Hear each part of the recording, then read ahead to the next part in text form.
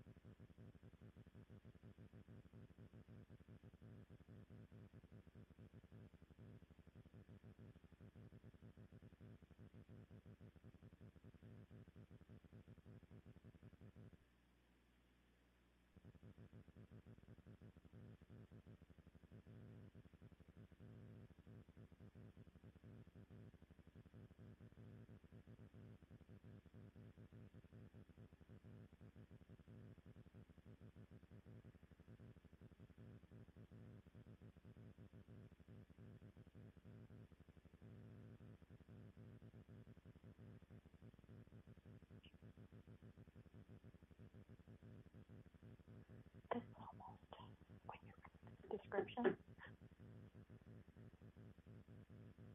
It sounds like a child is suffering from trauma. Those are all the things that are inhibited when they're in that survival mode. It's got to be a long period of time and to a marked degree. So you could say that any of us has this at some point in time, but it's just like the DSMB. When my when you look at the diagnosis of physical menu, everybody has all the symptoms. Right. And they're like, oh my God. No, it's to what extent and to how often it occurs and how it impairs your ability to function. So. Well, because they give the example of schizophrenia and that. I'm like, okay. Sarah's supposed to be there, right? No, Sarah's not. Sarah could not be there today. Oh, she didn't tell me that. No, she said that at the last meeting. She was going to do it with the YouTube campaign. Oh, shoot, I didn't hear that. Yeah. Did she say it at the meeting? Yeah. I didn't hear that. Yeah. She was like, I will not be here. I was either this last meeting or the meeting before. We're talking about all the Zoom meetings. Good evening, everybody. It's only 4 o'clock, but we're going to call it evening anyway. Thank you, everybody, for coming. Let the minutes show that we have 3 out of the 5 members physically present. I believe Brenda's on the phone. Ms. Bartels? I am. All right. I am here. It's good to hear your voice, Brenda. Before we get started, are there any changes to the agenda this evening? Yes, good evening, President Martinez. At this time, I would like to recommend that we take the reports and information items and place that, item 5, in front of item 4, the consent agenda. Okay. In addition to that, on the consent agenda, I would like to remove gifted and talented scope and sequence due to item J, due to a change in language that we'll bring back next governing board meeting. Okay. Is there a motion to adopt the agenda? I'll move to adopt the agenda with the noted changes. Second. Ms. Wilson, how do you vote? Aye. Ms. Pimentel, how do you vote? Aye. Ms. Bartels, how do you vote? Aye. The chair votes aye. Thank you. Please join me for a moment of silence, followed by the Pledge of Allegiance.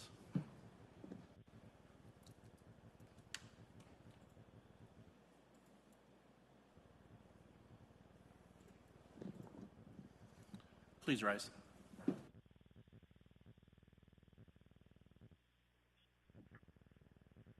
Oh.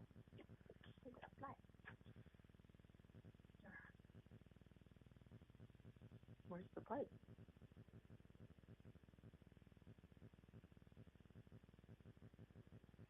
No.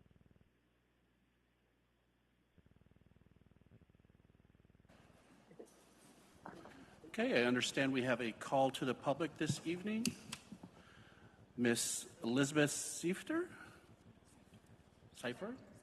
Seifter. All right, thank you. Before we get started here, the public is invited to address the board on any issue within its jurisdiction, subject to reasonable time, place, and manner restrictions. Governing board members are not permitted to discuss or take legal action on matters raised during open call to the public unless the matters are properly noticed for discussion and legal action. However, the law permits board members to do the following at the conclusion of the open call to the public: respond to criticism made by those who have addressed the board, ask a staff member to review a matter, or ask that a matter be put on a future agenda. Those wishing to address the board should complete a call to the public form and submit it to the board secretary prior to the start of the meeting. Each speaker will be provided 3 minutes to address the board, unless provided other directions by the board. At the outset of the speaker's remarks, the speaker should state their name, and the board requests that the speaker provide his or her address. Yes. All right. Good evening, Board President, members of the board, and Superintendent Sagata-Jones. My name is Elizabeth Seifter, and I have been a teacher in the Glendale Elementary School District as a middle school social studies teacher for 7 years. I am also the newly elected president of the Glendale Education Association. At the last board meeting, liquidated damages was discussed and requested to be a discussion at today's meeting. The Glendale Education Association would like to share our perspective and possible suggestions to consider if the board or district decides to make any future actions. Before I begin, I would like to point out that while some districts do refuse resignations, refer to ADE, terminate employees, or apply liquidated damages, there are some districts who charge a lower amount than our $2,500, and those who do not have any punitive actions towards their employees, including Deer Valley and Paradise Valley. The concept of applying punitive measures is completely up to the individual districts. With that being said, I do acknowledge the impact of an educator choosing to resign in the middle of a school year or prior to a new school year. I know that this plays a heavy toll on HR, administration, staff members, and ultimately can negatively impact students. However, not all resignations are the same, and I think we can do more to create a more fair policy for our employees. One thing that needs to be considered is how early educators are asked to decide if they will be staying in the district. This year, our contracts were sent to many certified staff on January 28th, and most were asked to sign by February 23rd. Please keep in mind that our contracts do not include school sites, grade levels, or content areas. We are only signing a contract stating that we will be a certified staff member for the district for the following school year. A lot of life can happen between February and the start of a new school year in August, including instances that are not included in the reasons that fees may be waived. We believe a sliding scale of liquidated damages based on date of resignation would be more equitable, especially for the teachers who are choosing to resign before the start of a new school year. We believe this would also give more flexibility to those looking for job opportunities in districts who have not given out contracts yet. This sliding scale concept has been discussed in previous meet and confer negotiations, but ultimately never became part of a finalized agreement. GEA is open to continuing this conversation in the meet and confer process next year. Educators stay where they feel valued, heard, and respected. Including all stakeholders in this conversation is vital in ensuring that we are doing just that. Thank you for your time. All right, thank you. With our adjusted agenda, the next item up is reports and informational items. Revised regulation. Yes, good evening, President Martinez, members of the board. Revised regulation GCGCR job sharing professional staff positions are provided for the governing board's review and information. Ms. Valadez. Good evening, Mr. President, members of the board, Superintendent Sagata Jones. As you can see on the policy there's just a couple of minor changes that were made. The biggest one is the date of people have been able to provide any job share requests. Sometimes that happened after that date, so to keep that date in there, we thought we really did not need that date in case it came up afterwards, that people have decided they want to job share a position. So that's the why for the removal of that date. And we just changed the executive director to assistant superintendent title. And those are the only two changes. Okay, thank you. Any questions or comments? All right, next item on the agenda, the Systems of Care update. Yes, President Martinez, at this time I'll turn it over to Dr. Louis Lafitte and Director of Systems of Care, Dennis Parcells. Good evening, Mr. President, members of the board, Superintendent Sagata Jones. As we get started, I'd like to just start off by introducing my team, and I'll come over this way. So as you all recall, our team is Jody Gallimore and Lydia Horseman over there. Then, in addition to our team, who will be replacing Ms. Gallimore, we have Jerry Peterson in Cravalla. I'll make sure I put the Dr. Jerry Peterson in Cravalla. And as we move into our System of Care Center presentation, I'd like to present Mr. Dennis Parcells, who will be the director, and we'll talk about staffing a little bit in this presentation. So, without further ado, welcome to the GESD System of Care Center. During this presentation, we'd like to just talk a little bit about what will be held at the center, what types of services, also staffing, and a few other things we'll address as well. As you all recall, back last year in March, the governing board voted to close and repurpose several schools within the district. One of those schools was Coyote Ridge Elementary, which is now being repurposed into our System of Care Center.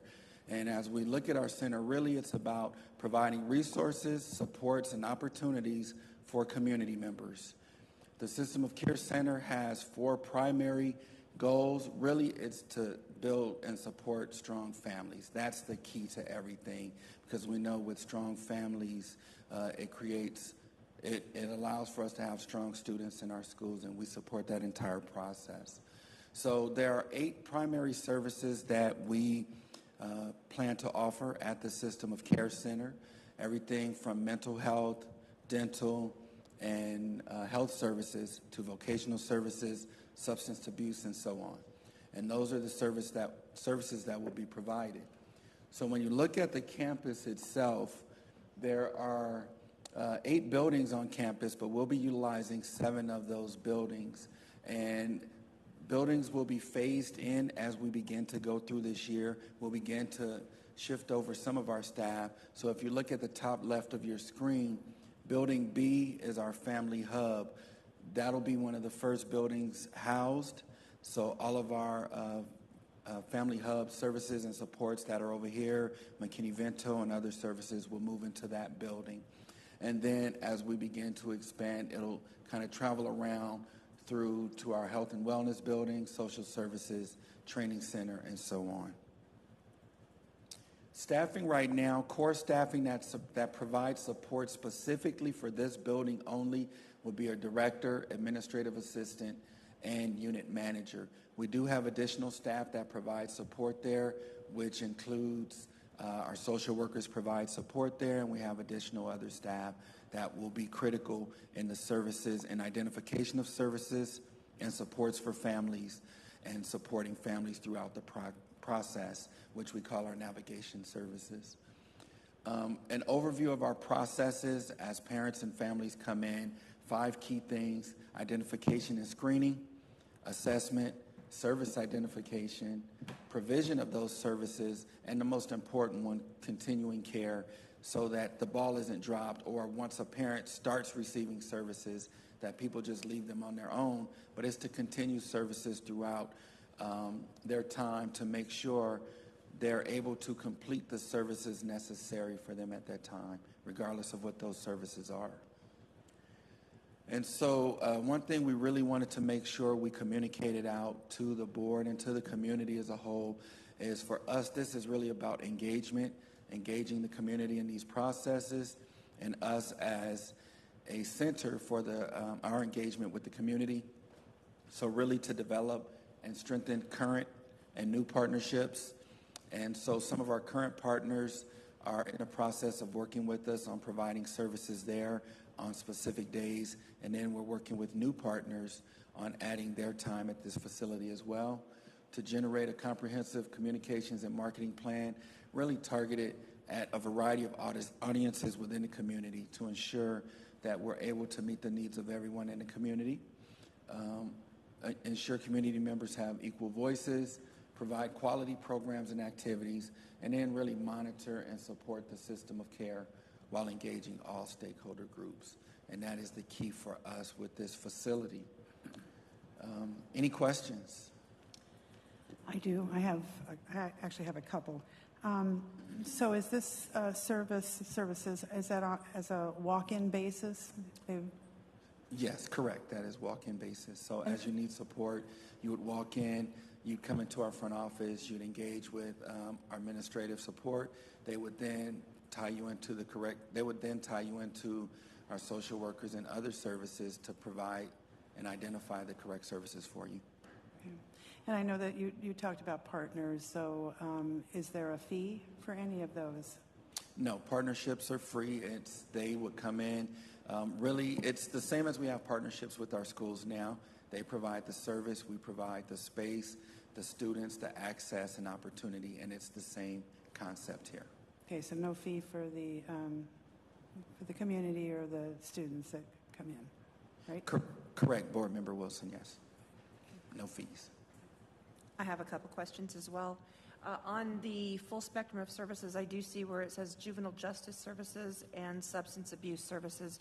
Are we working with any specific, for example, Maricopa County juvenile probation, adult probation, DOC? So there are, President Martinez, Board Member Pimentel, there are several organizations that we are working with to identify what the appropriate services are. And then also one thing that we made a conscious effort to do as well is to begin to market ourselves as a social service agency. So we are looking at receiving our own contracts and awarding those opportunities for our staff to go out and work with folks. So it'll be partnering with others, but then being able to provide the staffing ourselves. Okay. And then for the educational services, can you expand on that a little bit? Are we doing GED, English learning? Correct. Those are all accurate, but also it's tutoring services and supports, adult education, student education. It's a variety of supports for everyone within the center from 0 to whatever age you come into the facility at.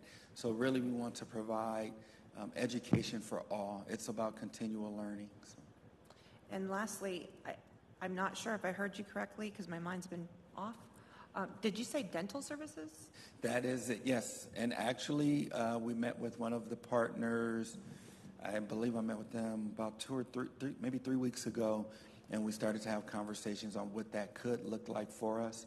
There are a couple of other logistical things we have to work through, but dental services as well. So screening. So we already have partners who provide screening, but we wanted to do is expand it and identify. Well, let me kind of back up a little. What we've found is with some of the partners, there are specific funding sources or qualifications you have to have. We were able to identify a partner that there were no prerequisites, so you didn't have to have access or anything like that. They would provide screening and other services and supports. And now we're just working through if there needs to be any kind of anything invasive or dental surgeries, things like that, what would that look like and how would those services be provided? So we've just been looking at expanding that. Great. And the Family Hub is where we're going to be doing what we do here currently at the district office, where we're doing the Market on the Move and the partnering with St. Mary's Food Bank. And then do we have a clothing hub as well? Correct. And we are actually partnering with a few others to move some of the services we have kind of spread out around the district to centralize location that at the system of care center. So we do have some things that will be moving as well. We just want to make sure, before we start putting out a lot of names, we want to make sure everything is, all the I's are dotted, T's are crossed, everything has been moved, set up, and established. And so our belief is in the coming months we'll begin to have all of that information out. Mr. Parcells has been working hard on establishing those partnership lists, what those look like, so that we can begin to communicate it, as well as we have one of our meetings today that will begin coming out on social media and on our website in the coming weeks.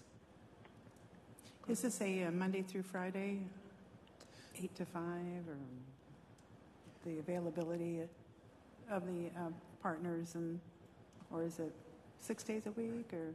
Right. So, President Martinez, Board Member Wilson, yes, we are, right now, it's 5 days a week. However, there's one Saturday a month within the process. So what we've kind of adopted initially is the process that they utilize at the hub, which is Monday through Friday, one Saturday a month to provide classes, training, and other opportunities.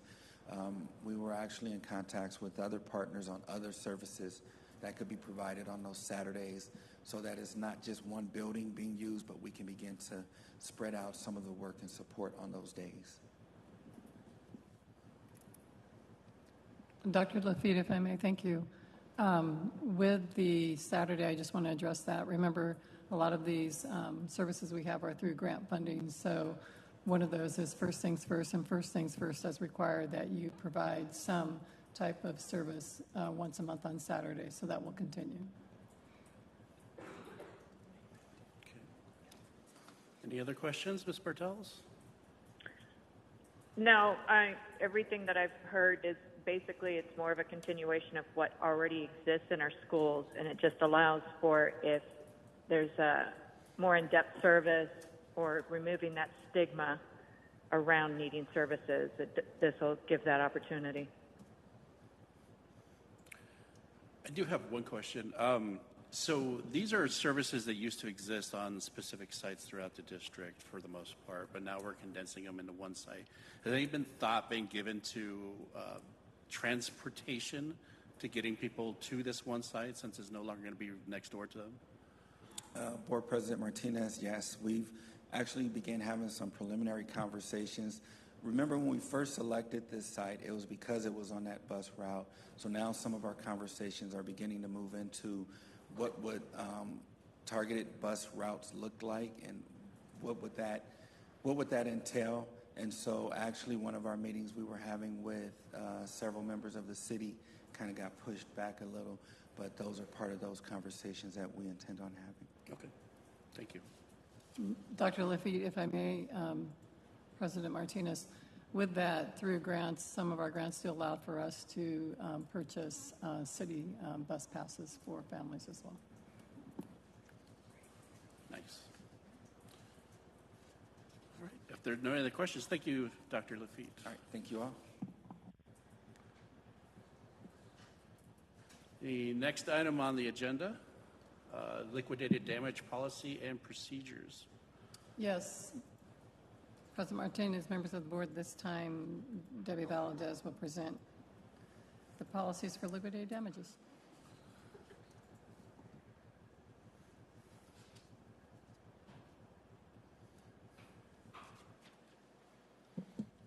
Good evening, Mr. President, members of the board, Superintendent Sagata Jones. Per the board's request is the presentation on liquidated damages.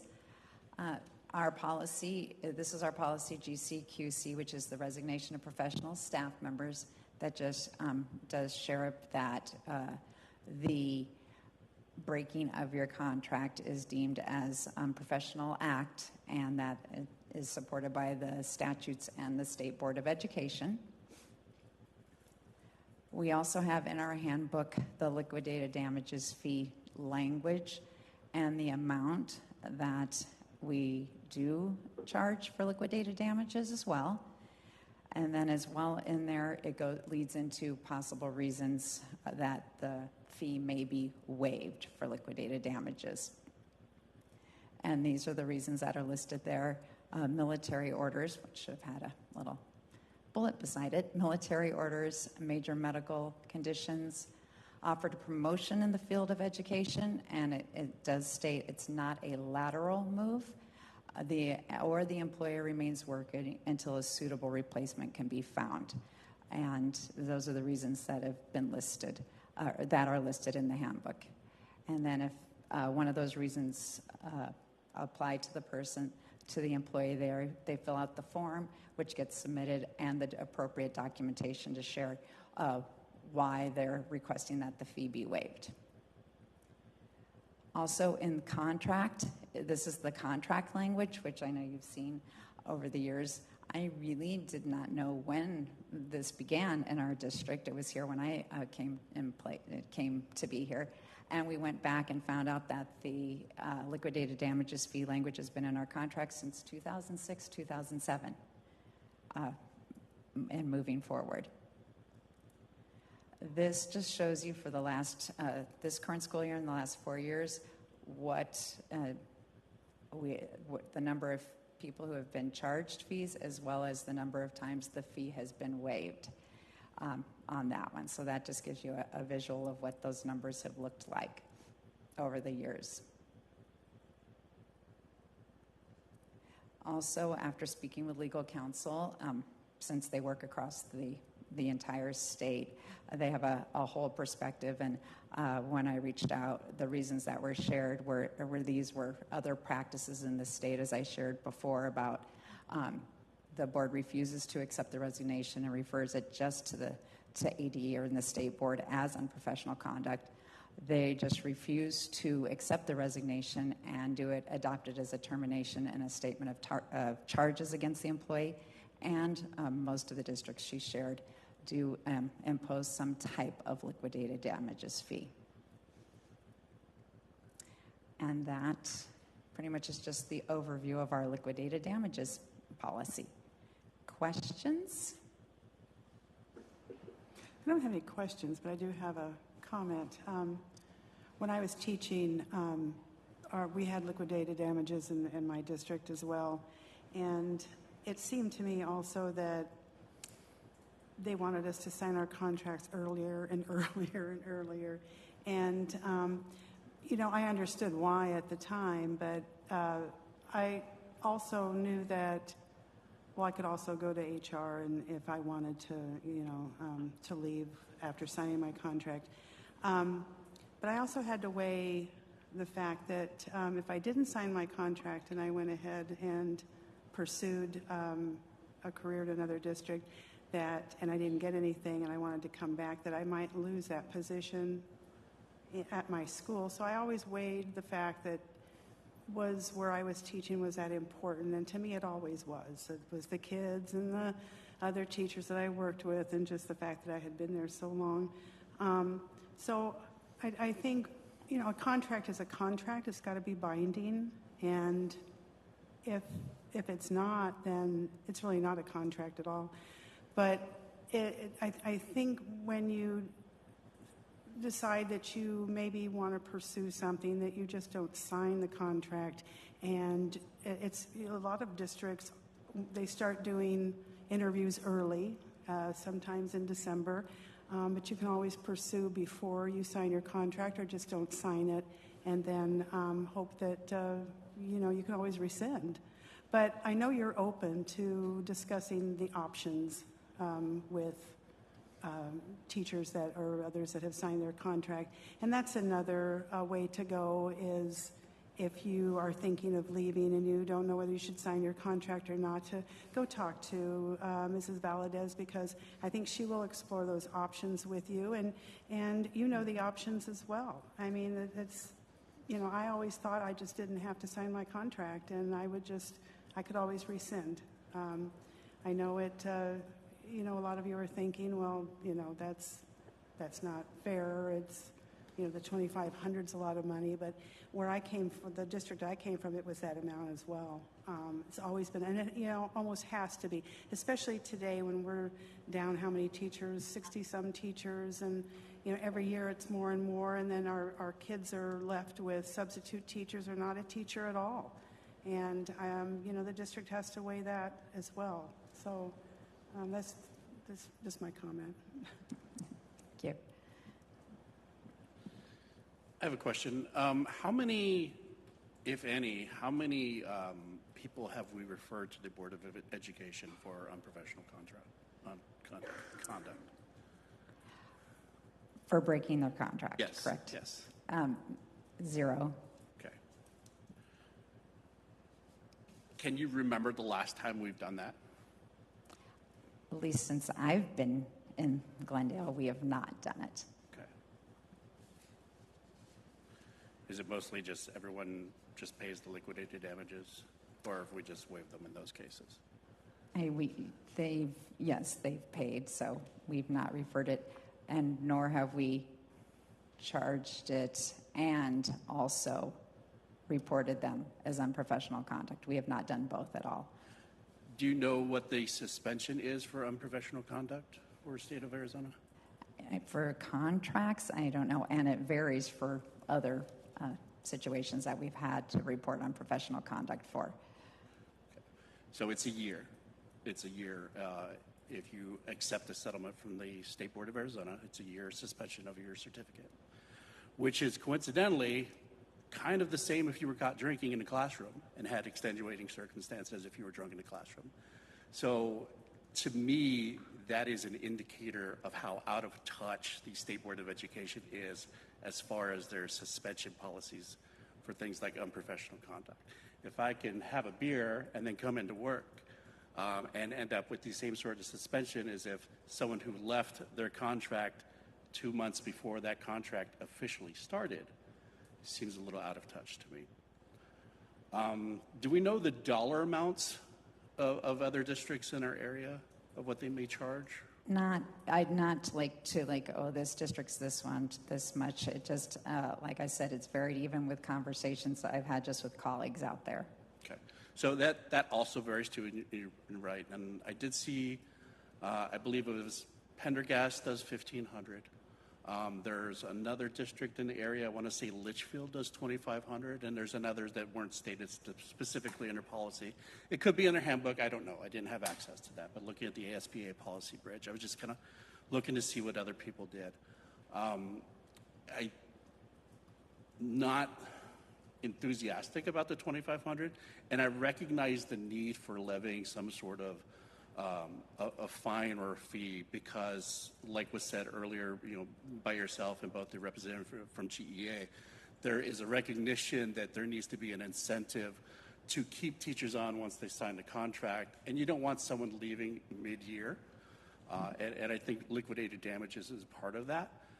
But as Ms. Wilson said a little bit earlier, we are asking teachers to sign contracts earlier and earlier. What was the dates? I believe the dates came up. January 28th is when we issued contracts due back by before the end of February. So you're signing a contract for a place that you might work at 6 months from the time that contract is due back. And I know it's kind of crept up earlier and earlier because of the need, the great need for districts to be able to secure their teachers and the staff and to make sure that they are staffed for the next year. But I think doing something like that and not adjusting things like a liquidated damages fee, because a lot of life happens in 6 months. I think we should be able to be flexible on that. And I don't know whether our criteria in the policy allows us that much flexibility other than us saying we choose not to accept or we choose not to levy liquidated damages or not. And I think that's maybe a failing of the policy that I think we have the opportunity at this point to kind of review. Not at this point, not at this meeting. We can't take action item. But at a future meeting, I think it is worth the opportunity to take and review that policy to see if it is still relevant. Does it work? You always hear you get more bees with honeys or something like that. I don't know. I don't know how things like that work, but and especially when those fees, even when we collect those fees, they don't go back into the classroom. We can't buy books with them. We can't pay other teachers with them. They go into a legal fund that is very specific on what we could use that dollar money for. So at this point, it's just a punitive damage for a teacher that no longer wants to work for our district, or anybody that no longer wants to work for a district. And I want to make sure that if you're going to be at the Glendale Elementary School District, that you want to work for the Glendale Elementary School District. You're not here because you don't have $2,500 in your pocket. And I think some of that needs to be adjusted. I think the $2,500 fee is excessive. And I want to thank Board President Martinez for saying everything that I wanted to say. He said it more succinctly than I could have. But I do believe this is something we really need to review deeper. And I'd like to see more than the two districts, the Pendergast and Litchfield, to see what their fees are. About a month and a half ago, I was in a conversation with two teachers from a different district and two board members, and one teacher was actually shocked that we still had liquidated damages, and another board member said, well, we do too. And this actually hit my radar before it actually was brought here. So I think a review of the policy is necessary. Don't get me wrong, it's not unusual to have a liquidated policy fee, liquidated damage policy at all. That doesn't mean I have to like it. And being the newest person on the board and being one of the few people in this room that's never had to sign an employment contract to say you're going to come back to work in 6 months, I have a unique sense of a point of view to that. And I'd like to take that point at some point in a future meeting here and rediscuss that policy and how we implement it. And I can get to some surrounding areas, state areas, as well as Ms. Board Member Pimentel, just what charges are out there. Thank you. And put that in that update. Awesome. Ms. Bartels, do you have anything to add? Well, I want to say I remember us having like a letter of intent that we used to ask employees to file, so they weren't necessarily signing a contract, but give us an idea of where we were going to be landing, so that when contracts did go out, we'd kind of already know about where we were going to be at. But I also have to wonder, are we kind of shooting ourselves in the foot by being too extreme? Are we getting the benefit that we expect? I think we kind of need to look at that and make sure that, if it is a case of our contracts are going out too early, is that kind of shooting us in the foot? I think we need to have a little bit broader discussion maybe on that and see where we go from there. I would agree, Ms. Bartels. Any other questions, comments? I was just going to also add, Mr. President and board members and Superintendent Sagata-Jones, to Mrs. Bartel's point. So we do send out those letters of intent in January once we return from winter break, where it's the option of, do you plan on returning? Are you planning on retiring? Are you planning on not returning? And then you will have your insurance through June 30th. So we do get those letters in January. And after that, the contracts are sent out. And that's really to also help with just staffing. So, we know how many people are for sure coming back. Then there's the ones who you see on the agendas all the time, rescind resignation, because they decided to stay after all, or circumstances change. So the letters of intent, they do still go out in January. Okay. So if they do sign, if they do choose to resign, they don't sign their contract, they can always change their mind, and it doesn't hurt them at all then. Basically, they may be at a different location though, but then that can happen at any time. Mr. President, Board Member Bartels, Superintendent Sagata-Jones, and board members, yes, you are correct, Mrs. Bartels. Okay. Mr. President, if I may. So my understanding is the governing board would like to look at the policy again. Also, I'm making an assumption. We're doing that for the 2023-2024 school year, because contracts have been issued with this language in it. So contracts would have to be reissued. At the very least, for the next school year, we need to put that on the radar as to what we can do for contracts that are already issued. I think as a board, I think we have the option for leniency on a case-by-case basis or as deemed necessary. But going forward for the next issue of contracts, we want to make sure that we have that policy and review. Okay, I just want to make sure I'm clear on the timeline. Okay. Is that, so is my understanding then, that's the wish of the board? Yes. Yes.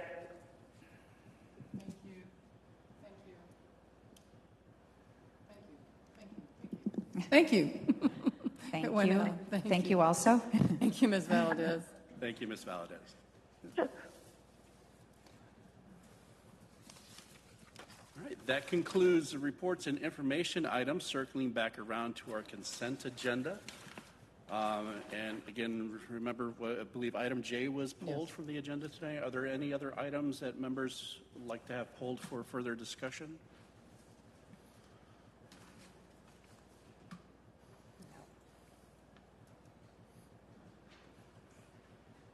Okay.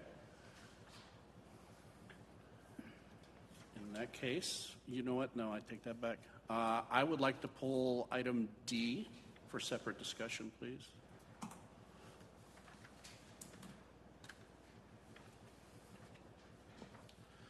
But is there a motion to adopt the consent agenda?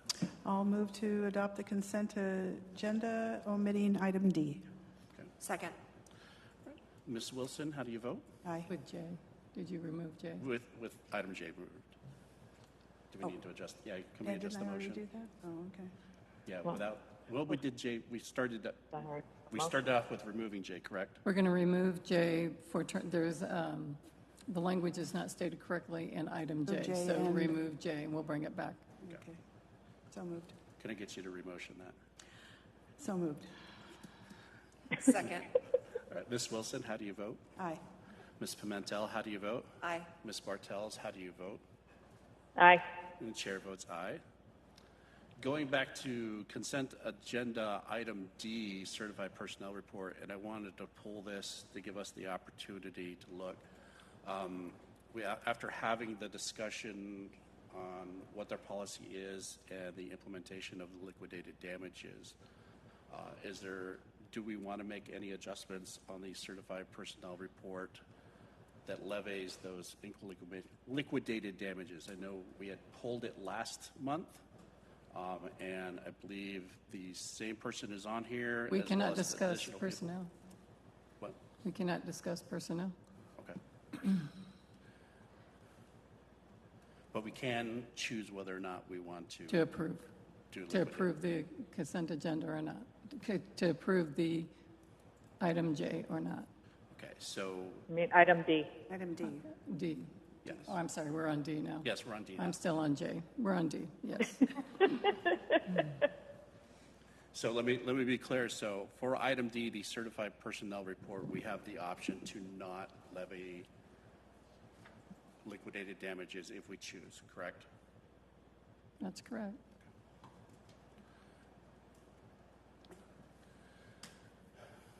Do we want, and this is part of the discussion, having that earlier discussion.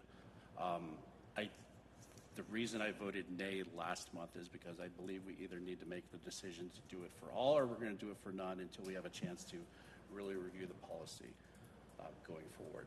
So at this point, with these people that are on this agenda, that have already signed that contract and have already agreed to that policy as of this point, and again, it hasn't changed, but we will have that discussion. Are we okay with the liquidated damages on the certified personnel report? I think that's a treacherous road. Yeah, the truth. I think without legal counsel, you're going down a rabbit hole you don't want to go down. But it is a recommendation on the certified personnel report, a recommendation that liquidated damages be applied, which means as a board, we can choose whether or not to accept that recommendation or not. Mr. President, if I may, if you're going to accept or not, if you're going to, let's go down the not accept. If you're not going to accept that recommendation, then you remove the item, and we'll bring it next time, and then I would recommend you go into legal counsel.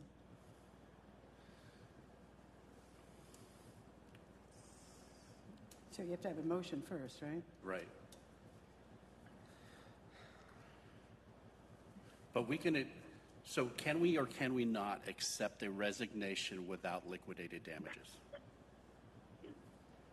Because the wording on this report leads me to apply that liquidated damages are a recommendation and not a requirement. It's a recommendation. My recommendation is to the governing board, if you're going to remove, you would remove whatever the motion is, if it's 1 through 10, 1 through 12, whatever it is. But my recommendation would be that if you're going to remove any liquidated damages, whether it's 1, 3, 7, 10, 12, that you pull the item, you bring it back next board meeting under legal counsel and have legal representation here. I would like to have legal counsel. I'm going to make a motion to approve the item the way it stands. And I'll second that.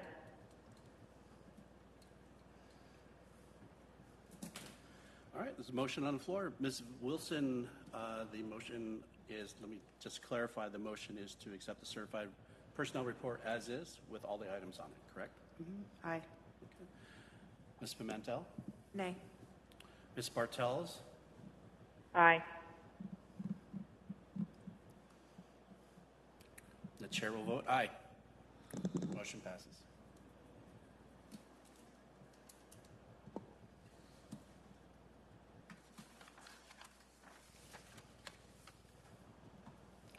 All right, moving on the agenda, our first action item, the employment of assistant principal.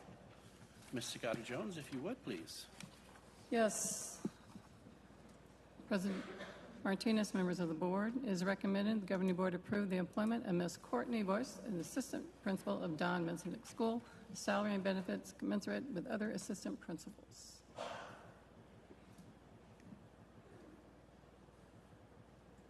Oh. Were you going to say Any something? comments or I'm sorry. Is Courtney here? Yes, she is. Oh, there she is. Better be here.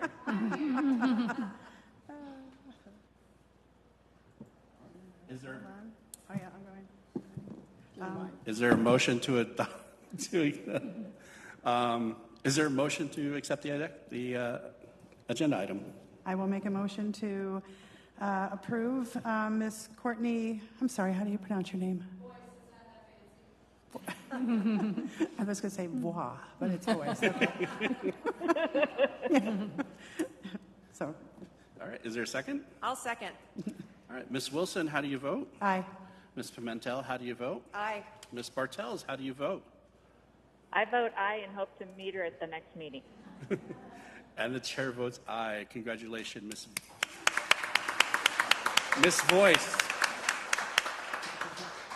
That's kind of like the people that pronounce, Target instead of Target. All right.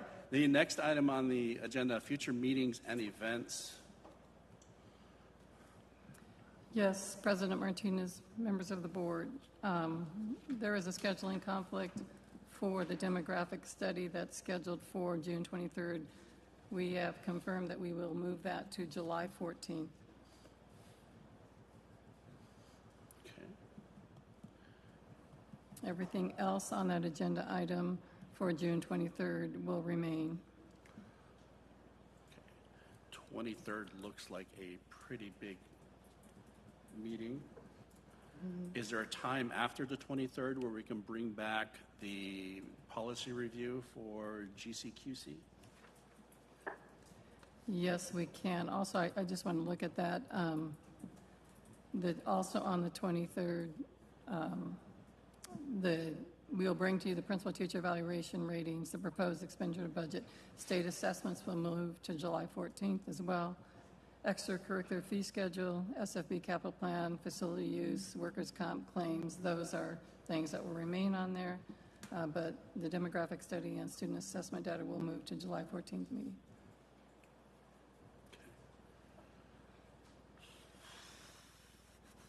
What about August 11th for the policy?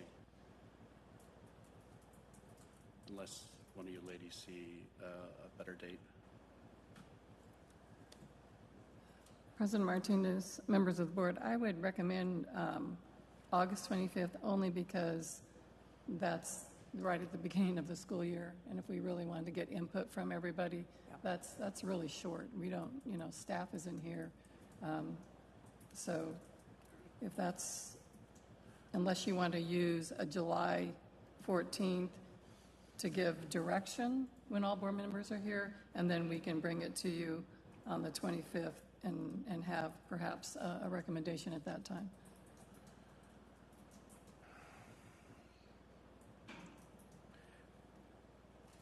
Can we talk over options on July 14th and then bring them back as an option? Yeah, let's as an do action that item? when everybody's present. That'd be Okay. great. I like that idea. I like Yep. that. Yep.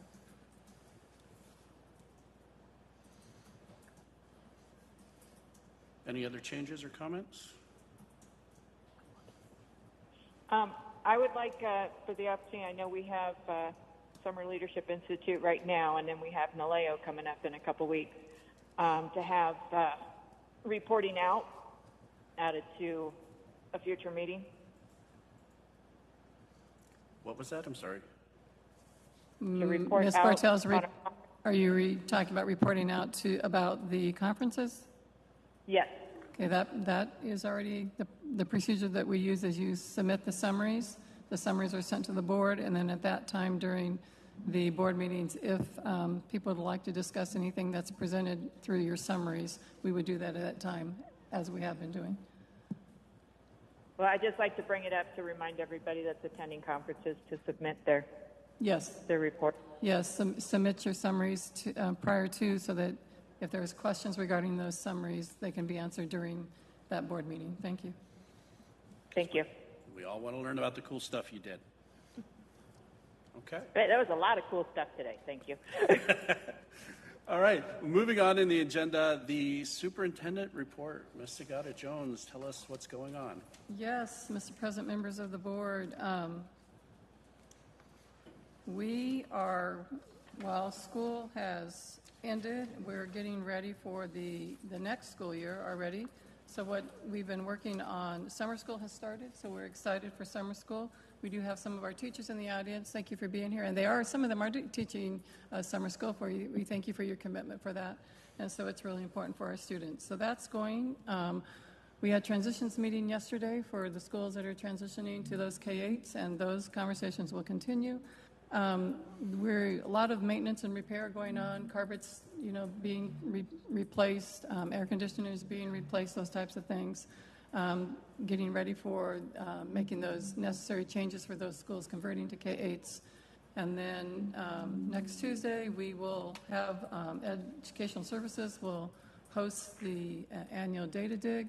And so we'll be looking at data and then begin planning action plans and setting goals and all those things for the upcoming school year. So that's pretty much what's happening right now.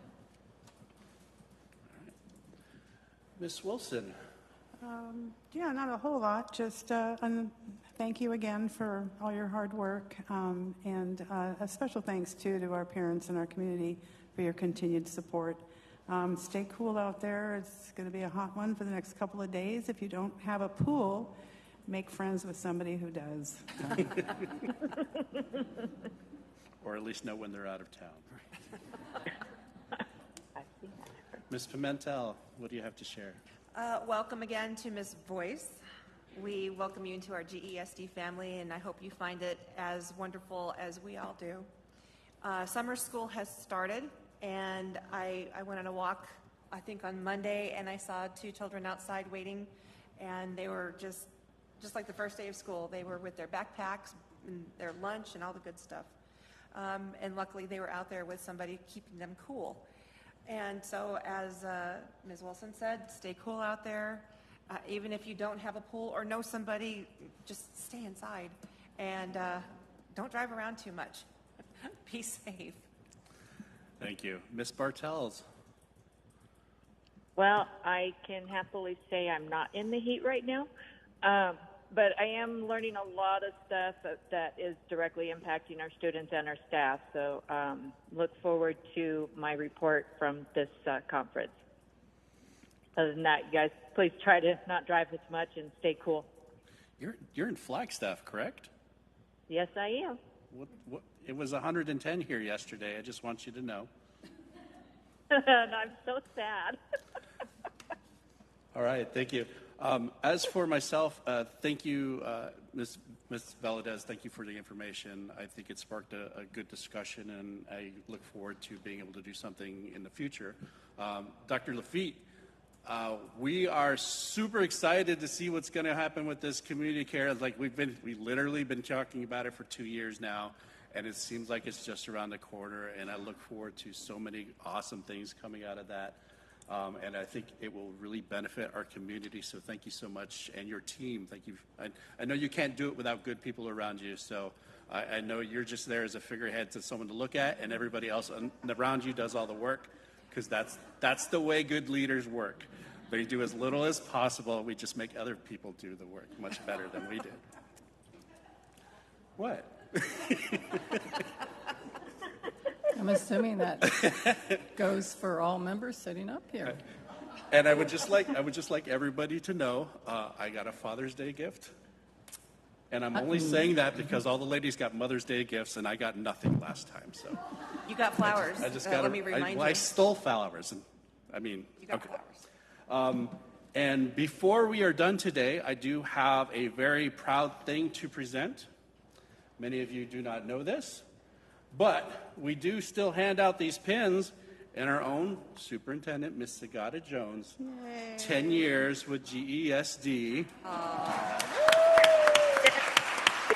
And we'll take some pictures after we're done here, so I won't make you get up and then come back. So we'll take some pictures after you're done. But 10 years is an amazing amount of time to spend with any employer, or any commitment whatsoever. 10 years is a long amount of time.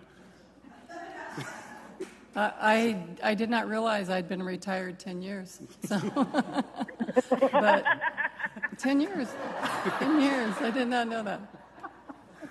It has not felt, I'm going to be honest with you, it has not felt like 10, I've been here 10 years? Are you, is this, I'm on hidden camera or something? It could be binary. What's 10? 10.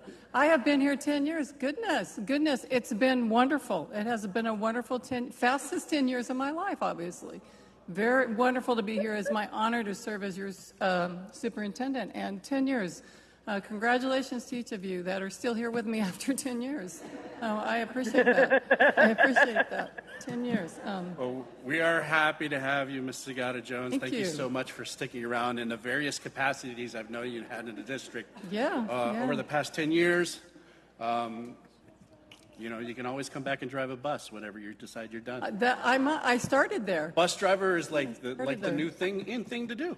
That's the thing. I started in transportation. Perhaps that's probably not good for me. No, I probably couldn't drive the bus, but I'll bring them treats. How's that? Thank you again. Always my honor to serve as your superintendent. Please stay healthy, be well. We look forward to an amazing school year. Teachers have worked extremely hard. We're excited about the growth that you've made with your students and our principals. You've done an amazing job. You're still here and working hard in supporting staff and all of our classified staff and directors, coordinators, you name it. It truly is. Courtney, you have joined the best family you can imagine and the best district in Glendale. By the way, voting started, so let's vote, all right? Thank you. All right. And with that, we have to end this meeting on time because I am not ashamed to say that I am going to the Backstreet Boys concert this evening. And I've been listening to Backstreet Boys in my house all week long. And haters gonna hate. And if you don't like it, too bad. Fight me. You can dance along now. Is there a motion to adjourn? I'll move to adjourn. Second. All those in favor? Aye. And the chair votes aye. Thank you, everybody. Have a nice day.